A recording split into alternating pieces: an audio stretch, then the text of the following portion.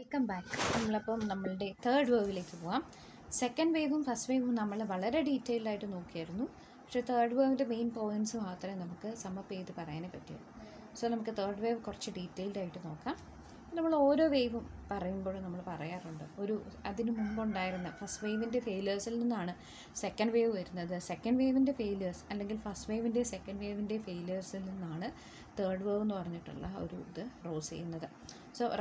So അപ്പം ശരിക്കും പറഞ്ഞിട്ടുണ്ടെങ്കിൽ ഫസ്റ്റ് വേവും സെക്കൻഡ് വേവും അഡ്രസ്സ് ചെയ്തത് അതിനകത്ത് പാർട്ടിസിപ്പേറ്റ് ചെയ്തത് മജോറിറ്റി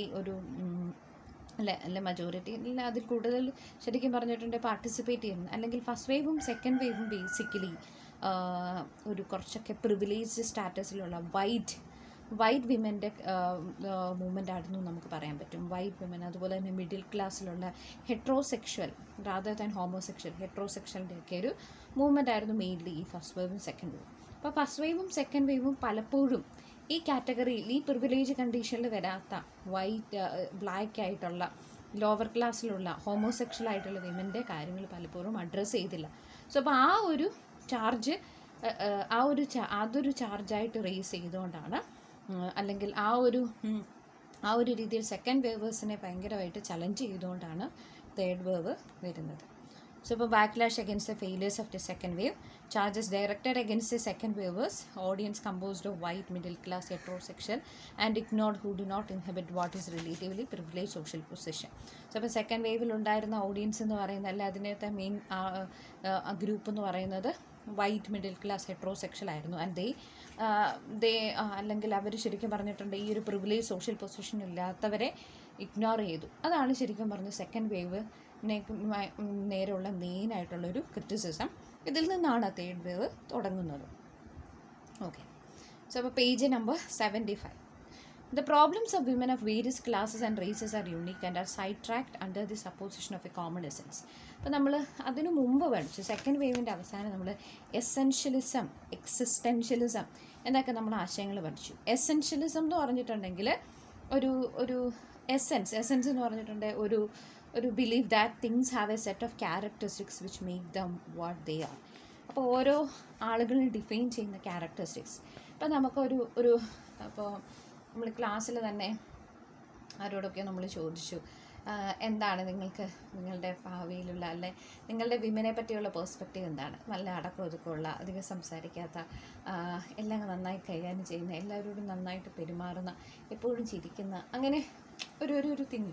അതായത് ഒരു സ്ത്രീ എന്ന് പറയുമ്പോൾ സ്ത്രീനെ അല്ലെങ്കിൽ ഒരു നല്ല സ്ത്രീ ഒരു മോഡൽ വിമൻ എന്നൊക്കെ പറയുമ്പോഴത്തേനും നമ്മളുടെ മനസ്സിൽ വരുന്ന കുറേ ക്യാരക്ടറിസ്റ്റിക്സ്, അല്ലെങ്കിൽ ഇപ്പോൾ അത് വേണ്ട ഒരു തിങ്ങിലേക്ക് വരുവാണ്, ഒരു ടേബിളിനെ ഡിഫൈൻ ചെയ്യുന്ന ഒരു ക്യാരക്ടറിസ്റ്റിക്സിൽ അതിന് 4 കാലുണ്ടാവും, മേ ബി അതിനൊരു ഫങ്ഷൻ ഉണ്ട്, അങ്ങനെ. അപ്പോൾ ഓരോ കാര്യങ്ങളെയും ഓരോ വ്യക്തികളെ ഓരോ ഗ്രൂപ്പിനെ നമ്മൾ ഡിഫൈൻ ചെയ്യുന്ന പൊതുവായിട്ടുള്ള ക്യാരക്ടറിസ്റ്റിക്സിനെയാണ് എസെൻഷ്യലിസം എന്നുകൊണ്ടൊക്കെ ഉദ്ദേശിക്കുന്നത്. സോ അപ്പോൾ ശരിക്കും പറഞ്ഞിട്ടുണ്ടെങ്കിൽ ആ ഒരു എസെൻഷ്യലിസത്തിൻ്റെ ആസ്പെക്റ്റിനൊക്കെ തേർഡ് വേവ് ഭയങ്കരമായിട്ട് ക്രിറ്റിസൈസ് ചെയ്യുന്നുണ്ട്.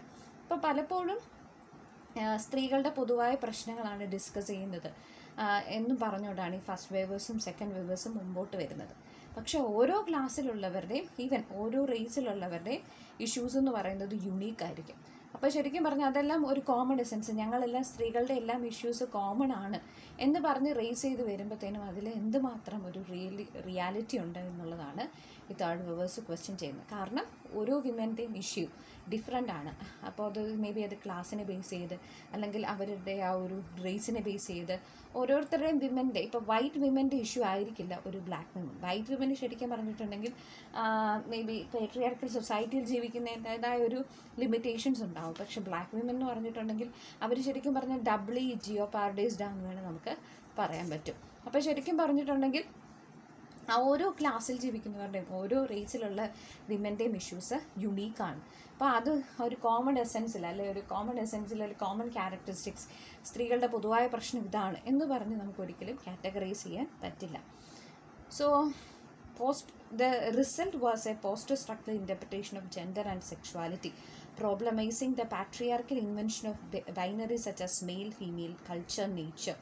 അപ്പോൾ ശരിക്കും പറഞ്ഞാൽ അവിടെ ആ ഒരു സിറ്റുവേഷനിലാണ് ഒരു പോസ്റ്റ് സ്ട്രക്ചറലിസ്റ്റ് ആയിട്ടുള്ള ഒരു അപ്രോച്ച് ഫെമിനിസ്റ്റ് മൂവ്മെൻറ്റിലേക്ക് വരുന്നത്. അതായത് ഇപ്പം നമ്മൾ നിങ്ങളിനി മുമ്പോട്ട് അല്ല നിങ്ങൾ ഓൾറെഡി പഠിച്ചിട്ടുള്ള ഒരു കാര്യമാണ് ഈ ബൈനറി ഒപ്പോസിഷനെ ക്രിറ്റിസൈസ് ചെയ്യുന്നത്.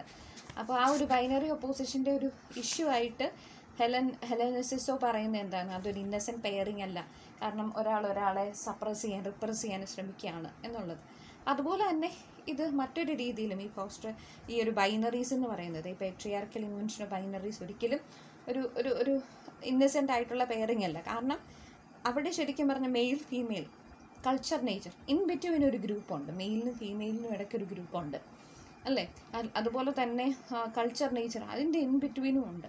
സോ അപ്പോൾ അങ്ങനെയുള്ള ഗ്രൂപ്പിനെ, അതായത് നമ്മൾ പലപ്പോഴും സൊസൈറ്റീനെ അല്ല നമ്മളുടെ ചുറ്റുമുള്ള കാര്യത്തിനെ രണ്ടായിട്ട് ഡിവൈഡ് ചെയ്യാൻ ശ്രമിക്കുന്നുണ്ട്. പലപ്പോഴും ഇൻ ബിറ്റ്വീനുള്ള ആളുകളെ പറ്റി നമ്മൾ ഒരിക്കലും ശ്രദ്ധിക്കുന്നില്ല, അല്ലേ. നമ്മൾ ഓരോന്നിനും ഒരു കോമൺ ഫീച്ചേഴ്സ് ഉണ്ടെന്നുള്ള രീതിയിൽ അസൈൻ ചെയ്ത് കൊടുക്കുകയാണ്. പക്ഷെ ഓരോരുത്തരുടെയും ഇഷ്യൂസ് ഓരോരുത്തരും യുണീക്ക് ആണെന്നുള്ളൊരു കാര്യം നമ്മൾ പലപ്പോഴും ശ്രദ്ധിക്കുന്നില്ല.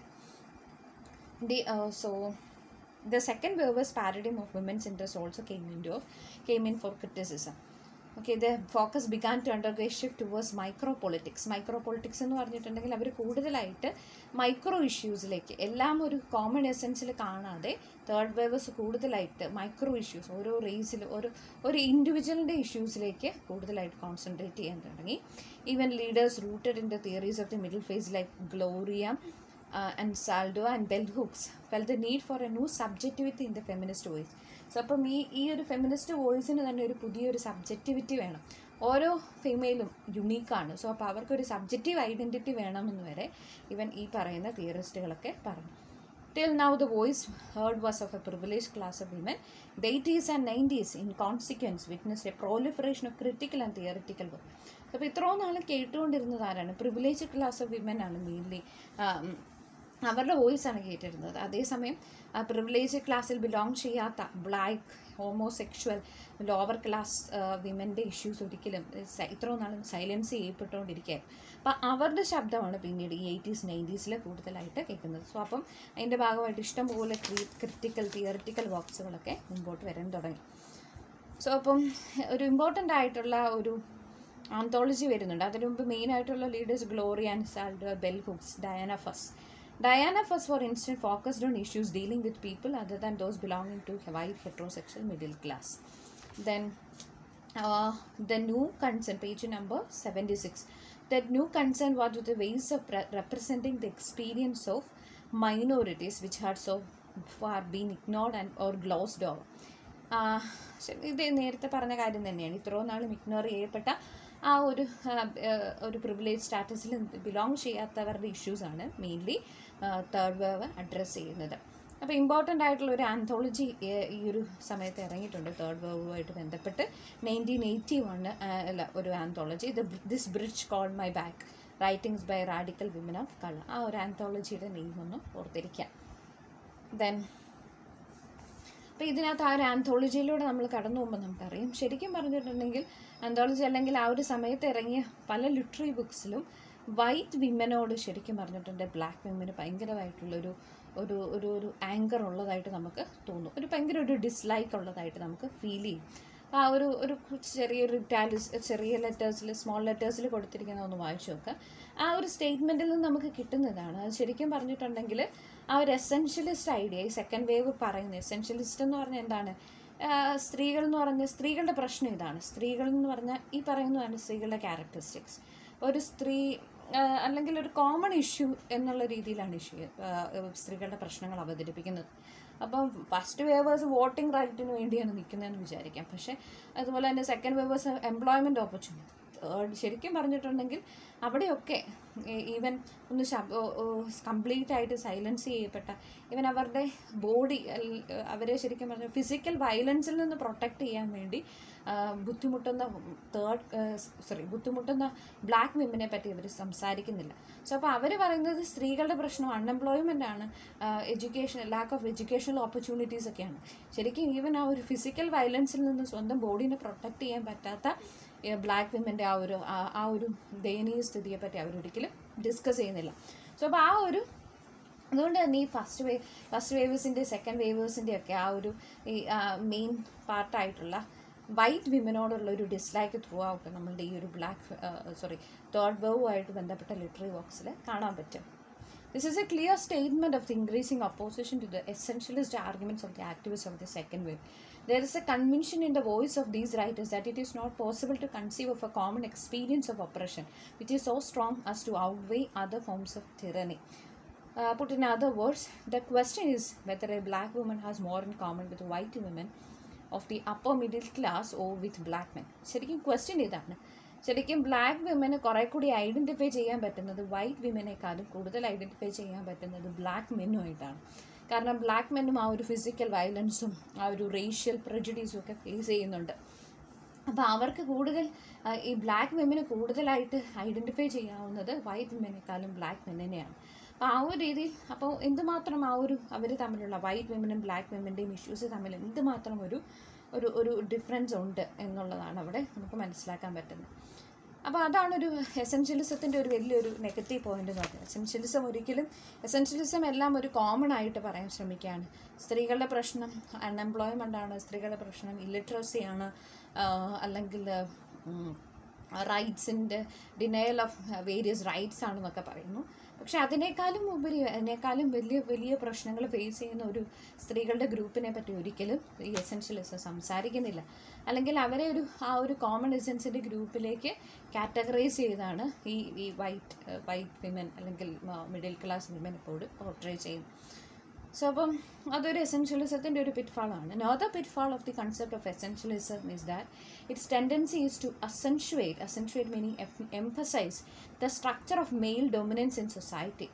സോ അപ്പം എഗെയിൻ ഈ എസെൻഷ്യലിസത്തിൻ്റെ മറ്റൊരു കാര്യം, ഈ എസെൻഷ്യലിസം എന്ന് പറഞ്ഞ കാര്യം തന്നെ ഒരു സ്ത്രീ അങ്ങനെ ആയിരിക്കണമെന്ന് ശരിക്കും പറഞ്ഞിട്ടുണ്ട്. ഈ സൊസൈറ്റിയിലൊരു റൂൾസ്, റെഗുലേഷൻ, ഒരു സ്ട്രക്ചർ അല്ലെങ്കിൽ ഒരു ക്യാരക്ടറിസ്റ്റിക്സ് ഡിഫൈൻ ചെയ്യുന്നത് ആരാണ്? മെയിൽ തന്നെയാണ്. അപ്പോൾ പേട്രിയാർക്കൽ സൊസൈറ്റി ഡിഫൈൻ ചെയ്ത ആ ഒരു ഫീച്ചേഴ്സിനെ കുറെ കൂടി സ്ട്രെസ് ചെയ്യുകയാണ് ഈ പറയുന്ന എസെൻഷ്യലിസം ചെയ്യുന്നത്. സോ അതും ഒരു എസെൻഷ്യലിസത്തിൻ്റെ ഒരു പിറ്റ്ഫാളാണ്. Hence, a deconstruction of the binaries which legitimates the generalization of femininity is central to the project of third wave.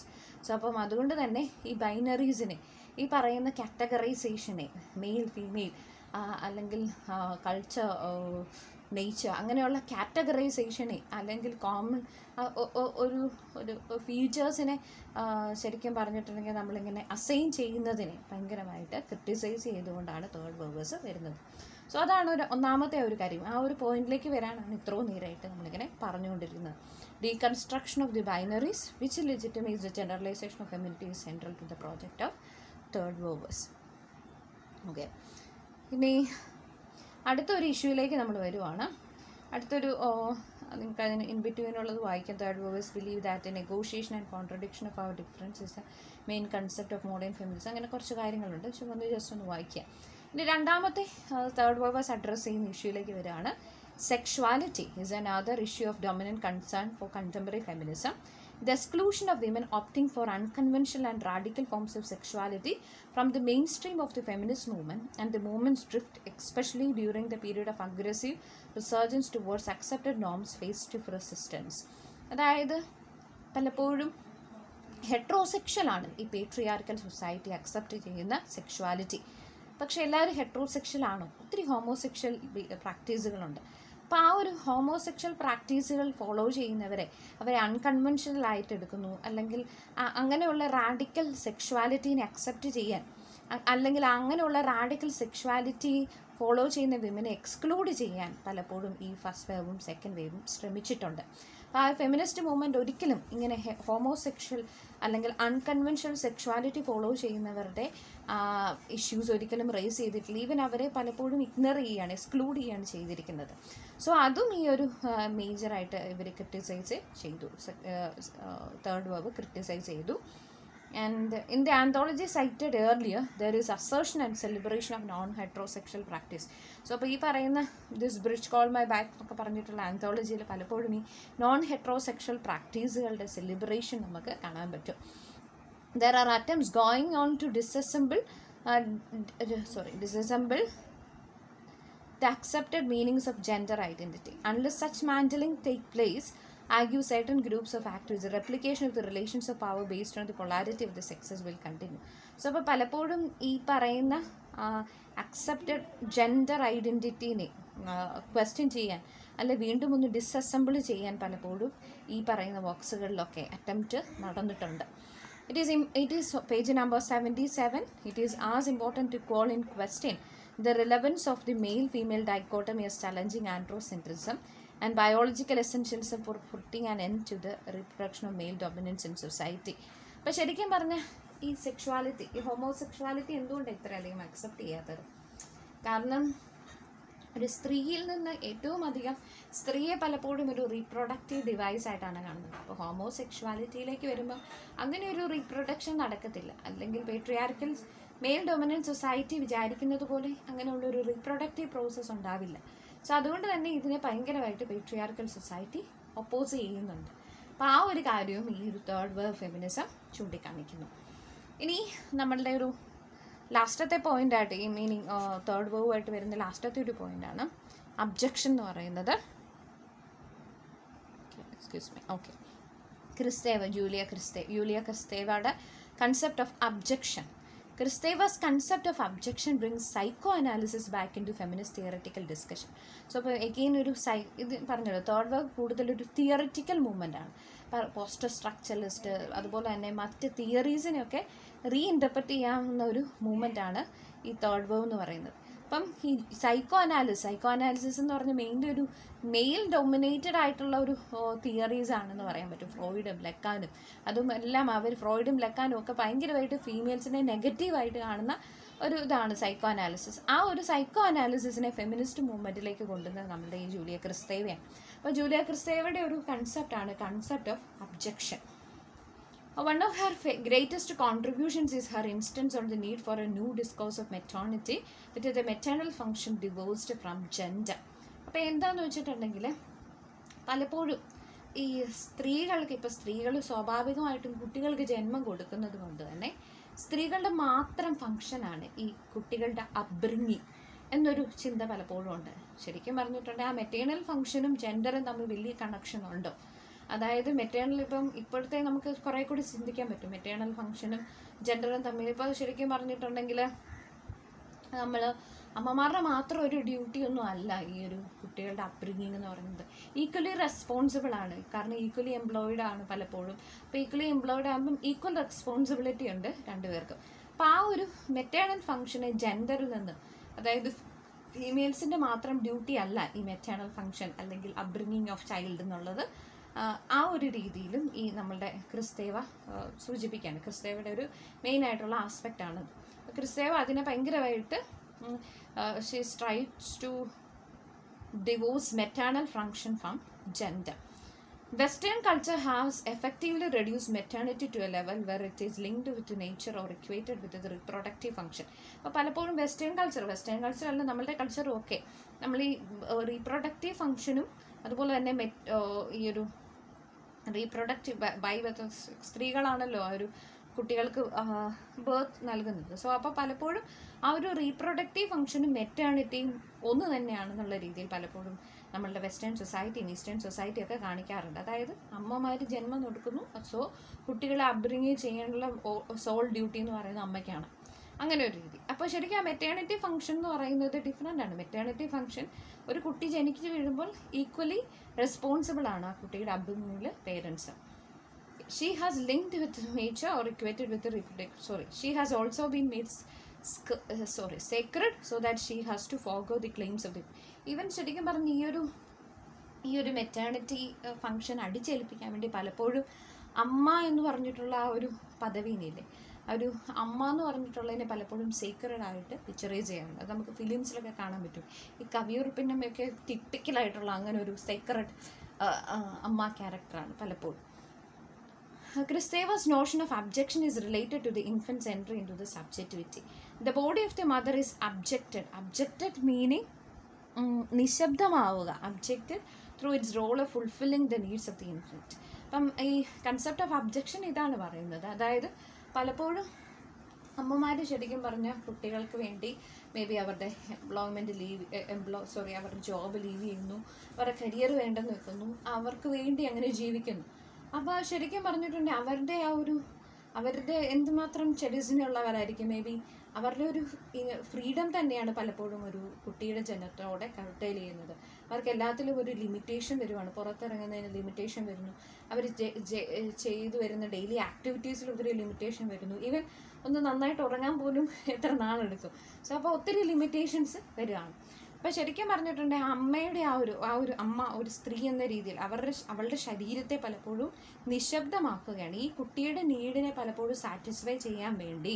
ഇപ്പോൾ കുട്ടിക്ക് ചിലപ്പം ബോഡിലി നീഡ്സ് ആയിരിക്കാം, ചിലപ്പം കെയറിങ് നീഡ്സ് ആയിരിക്കാം. എല്ലാം കുട്ടിയുടെ ആ ഒരു കെയറിങ്ങിനും ആ കുട്ടിയുടെ ഒരു നറിഷ്മെൻറ്റിന് വേണ്ടി പലപ്പോഴും അമ്മയുടെ ശരീരം അബ്ജക്റ്റ് ചെയ്യപ്പെടുകയാണ്. What happens as a consequence is abjection of the women, the feminine and the mother.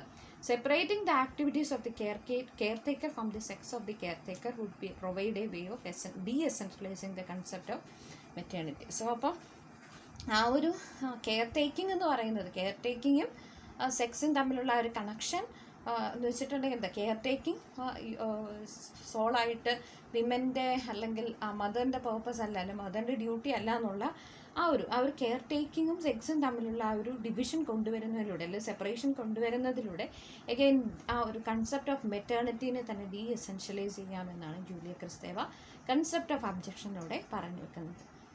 നമുക്ക് ലാസ്റ്റായിട്ട് പറഞ്ഞു വരുന്നത്, the recent debates within feminists have been interpreted differently. From the viewpoints of liberal white women, the contradictory pulls within feminists are divisive, while women of color in the US and the third world finds the diversity within the movement positive and wholesome.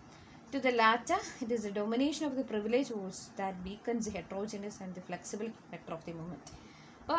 Third wave എപ്പോഴും ഈ second വേവിനെയൊക്കെ ഭയങ്കരമായിട്ട് criticise ചെയ്യുന്നു. കാരണം second wave എപ്പോഴും privileged വോയിസുകളുടെ dominated ആയിരുന്നു. എന്ന് വെച്ചിട്ടുണ്ടെങ്കിൽ privilege voice എന്ന് പറഞ്ഞാൽ വൈറ്റ് മിഡിൽ ക്ലാസ് ഹെട്രോസെക്ഷൻ, അവരുടെ വോയിസുകൾ മാത്രമേ കേട്ടുള്ളൂ. അതുകൊണ്ട് തന്നെ ആ മൂവ്മെൻറ്റിൻ്റെ തന്നെ ആ ഒരു സ്ട്രെങ്ത് പതിയെ നഷ്ടപ്പെട്ടു പോയെന്നാണ് പറയുന്നത്. It is widely felt that the ground had been prepared for the young women of the new generation to take feminism in new directions. However, certain scholars dispute the suitability of the wave metaphor. It tends to homogenize the struggle by not paying attention to the variety of the sides of activities. പിന്നെ even അവസാനം നമ്മൾ പറയുകയാണെങ്കിൽ even ഈ wave എന്ന് പറഞ്ഞ മെറ്റഫറിനെ തന്നെ പലപ്പോഴും criticise ചെയ്യാറുണ്ട്. വേവ് എന്ന് പറയുമ്പോഴത്തേനും അഗെയിൻ അത് ഒരു കോമൺ ആയിട്ട് പറഞ്ഞു. ഇപ്പോൾ ഫസ്റ്റ് വേവിൽ ഒത്തിരി പ്രശ്നങ്ങളുണ്ടായിരുന്നു. സെക്കൻഡ് വേവിൽ എന്ന് വെച്ചാൽ സെക്കൻഡ് വേവ് റേസ് ചെയ്യുന്ന ഇഷ്യൂസ് ഡിഫറെൻ്റ് ഉണ്ടായിരുന്നു. പല വേരിയസ് ഫീൽഡിൽ നിന്നുള്ള ഇഷ്യൂസ് റേസ് ചെയ്യുന്നുണ്ടായിരുന്നു. അതുപോലെ തന്നെ ഫസ്റ്റ് വേവും വേരിയസ് ഫീൽഡ്സിൽ നിന്നുള്ള ഇഷ്യൂസ് റേസ് ചെയ്യുന്നുണ്ട്. പക്ഷെ നമ്മളിപ്പോൾ ഫസ്റ്റ് വേവ് എന്ന് പറയുമ്പോഴത്തേനും വോട്ടിംഗ് റൈറ്റ്, സെക്കൻഡ് വേവ് എന്ന് പറഞ്ഞിട്ടുണ്ട് എംപ്ലോയ്മെൻറ്റ്, അതുപോലെ തന്നെ റൈറ്റ്സിന് വേണ്ടിയുള്ള ബേസിക് റൈറ്റ്സിന് വേണ്ടിയുള്ളത്. അങ്ങനെ നമ്മൾ പലപ്പോഴും കോമൺ ആക്കി പറയാറുണ്ട് അല്ലേ, കോമണലൈസ് ചെയ്ത് പറയുന്ന ഒരു ടെൻഡൻസി ഉണ്ട്. സോ അപ്പോൾ ആ ഒരു വേവ് എന്ന് പറഞ്ഞ മെറ്റഫറിനെ ക്രിറ്റിസൈസ് ചെയ്യുന്നുണ്ട്. So leave it. അപ്പോൾ ഇതൊന്നും അല്ല ഇതിൻ്റെ മെയിനായിട്ട് നമ്മൾ പറയുന്നത്. സെക്കൻഡ് വേവിൻ്റെ ആ ഒരു ഡ്രോബാക്സിൽ നിന്നാണ് തേർഡ് വേവ് വരുന്നത്. Third wave mainly black homosexual lower class വിമൻ്റെ സ്ട്രഗിളായിരുന്നു. അതിനകത്ത് മേജറായിട്ടുള്ള ഒരു ആന്തോളജിസ്റ്റ് കോൾ മൈ ബാക്ക്. അപ്പോൾ അതുപോലെ തന്നെ വൈറ്റ് വിമനെ ഭയങ്കരമായിട്ട് ക്രിറ്റിസൈസ് ചെയ്യുന്നു. വൈറ്റ് വിമനേക്കാളും കോമൺ ആയിട്ട് ബ്ലാക്ക് വിമന് എന്തെങ്കിലും ഷെയർ ചെയ്യാനുള്ളത് ബ്ലാക്ക് മെന്നു ആണെന്നുള്ള രീതിയിലായിട്ടാണ് വരുന്നത്. 3 കാര്യങ്ങൾ പറഞ്ഞു. സെക്ഷുവാലിറ്റീനെ ബേസ് ചെയ്തിട്ട് ആ ഒരു ഹോമോസെക്ഷുവാലിറ്റീനെ ഒരിക്കലും ഫെമിനിസ്റ്റുകൾ ഫസ്റ്റ് വേവും സെക്കൻഡ് വേവും പരിഗണിച്ചില്ല. അപ്പോൾ അതൊരു ഇഷ്യൂ ആയിട്ട് റേസ് ചെയ്തു. പിന്നെ അതുപോലെ തന്നെ ആ കൺസെപ്റ്റ് ഓഫ് അബ്ജെക്ഷൻ, ഈ കെയർ ടേക്കിംഗ് എന്ന് പറയുന്നത് സോളായിട്ട് മദറിൻ്റെ റെസ്പോൺസിബിലിറ്റി ആണെന്നുള്ളതിനെ ഭയങ്കരമായിട്ട് ക്രിസ്തേവ ക്വസ്റ്റ്യൻ ചെയ്തു. പിന്നെ അതുപോലെ തന്നെ ആദ്യം നമ്മൾ പറഞ്ഞിട്ടുള്ള ബൈനറി അപ്പോസിഷനെയും ക്വസ്റ്റ്യൻ ചെയ്തു. കാരണം ബൈനറി അപ്പോസിഷൻ കാറ്റഗറൈസ് ചെയ്യാൻ ശ്രമിക്കുകയാണ്. ആ കാറ്റഗറൈസേഷൻ പോസിബിൾ അല്ല എല്ലാ സിറ്റുവേഷനിലും, കാരണം ഓരോരുത്തരും യുണീക്കാണ്. ഇത്രേ ഉള്ളൂ ആ ഒരു പോർഷനിൽ തേർഡ് വേവ്. Thank you.